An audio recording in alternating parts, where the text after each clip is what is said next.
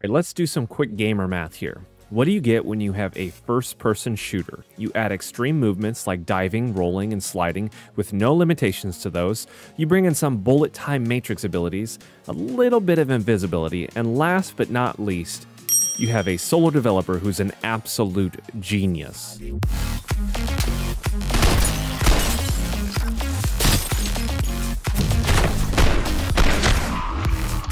That'll work. Fun. You get fun. This is a new game expected to release next year called Out of Action, and it's one of the most well-balanced chaos simulators I've ever played. I was recently able to hop into the game with a few other creators and try it out, and it was an incredible experience. The concept of the game is kinda nuts, but what's even more nuts is that Doku, who is the solo developer of this game, has taken the immense depth in the mechanics of this game and made them balanced in almost every sense. And I truly mean every sense. There were several times where one of us would ask some sort of specific ability or ask about a specific gadget, and he would mention how another perk or a gadget would be able to counter that. Literally every single time someone would ask this, he would have a great response. And just look at these lists here. There are tons and tons of things here.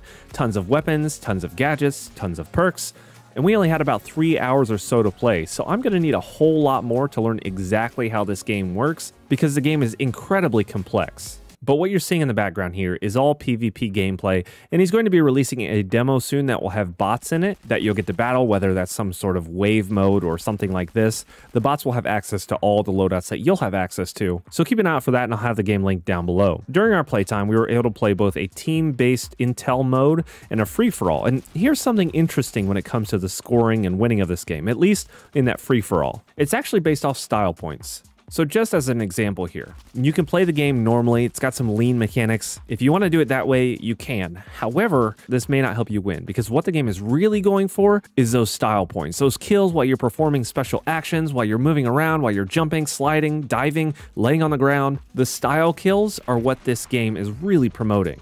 And so as you're playing the game, the cooler kills you have, the more points you get, which is a really, really cool concept there. I'm sure the objective-based modes are going to be a little bit different than that, but I think that adds a different dynamic to something like Team Deathmatch. And just by watching this game and hearing the explanation of things, you may think this game is a little bit over the top and all the movements would disorient you, but they really don't. This is an incredibly smooth experience. And even with all those movements, the game is actually pretty easy to get the hang of. Though, like I mentioned previously, it's such an in-depth game that while you may get the movements down okay, it's going to take you a while to understand the ins and outs of the other items in the game. But the baseline of the game with those movements and those weapon mechanics and the time to kill, all those features are really, really well balanced. So the game has a fantastic foundation and even more on top of that. He actually stated that there's really not a whole lot more work that needs to be done on this game other than something like these server features. If he's going to get a load of people in there, he's going to need to outsource the server work a little bit, but for the most part, the features of this game are pretty set in stone. Next for him comes the visual overhaul and then again, the servers. So okay, let's go over the features of this game and how loadouts work. This is the screen that you'll see at the very beginning of the match. You've got a lot of different options here. You've got your shell, which down below affects your speed, vitals, and shield, as well as gives you some sort of perk.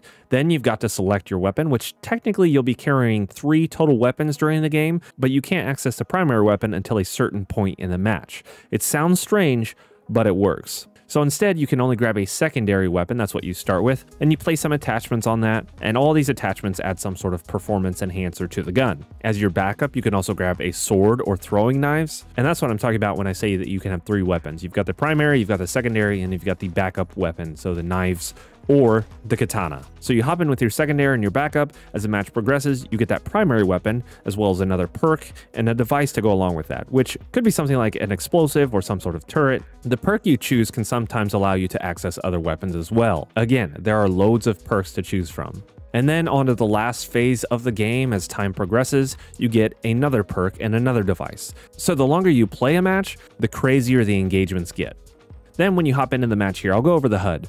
The map is at the top left, which will be fleshed out a little bit more as the game progresses. Right now, it's just a flat gray box, and you've got little white dots running around. So you're not going to see a whole lot on that in this video, but that's going to be fleshed out when the game releases. You've also got your kill feed on the right, as well as a little chat box that nobody used. Right below that, you've got your weapon information, so things like ammo count and all that information that you probably need when you're playing the game. Then on the bottom left is where you see all the fun stuff. The first ability is like an X-ray vision. You can see through walls and see where enemies are close to you, though you can't shoot at them with this active. You've got to completely turn that off, that way you can grab your gun again and shoot at them. So you're not going to be able to shoot enemies through walls this way, though there is penetration in certain walls, so if you can remember where your enemy was, you can take a shot at him. Then you've got a stim shot here, which not only grants health, but it can also be used preemptively for a boost prior to engagement. So if you know you're going to go around a corner and you're going to get into a firefight, pop one of those bad boys and do some work. And then you've got your 2 device slots, which again won't unlock until later in the match. And with everything on the left here, they're all infinite uses, though you'll have to recharge these during the game. So you can use them unlimited amount of times, but you've got to wait for those items to recharge. And then this line above the equipment is where it gets a lot of fun. This is your core charge, and when this bad boy hits 100, you get to use your bullet time ability, and this slows down everything within your line of sight. I was a little skeptical when I saw this feature, just following the developer on Twitter. I just wasn't sure how this was going to work, how a game was going to implement slow motion into a first-person multiplayer shooter, but it does a really good job of that. It actually slows everybody down within the area and gives you a little bit more of a speed boost compared to everyone else. Once you use that bar goes back down to 0, and then it has to recharge again, and it passively recharges over time, but it also recharges quicker if you're doing cool stuff and getting cool style points. So that's a really cool feature that is done really well in this game, and I'm not sure if it's in any other multiplayer games. You'll have to let me know down below. I think this is the first time I've seen it in a multiplayer scenario. Aesthetically, I think the game looks great. I'm a simple guy. I like simple things. You can see my new logo is very simple. So this game is, well, pretty simple.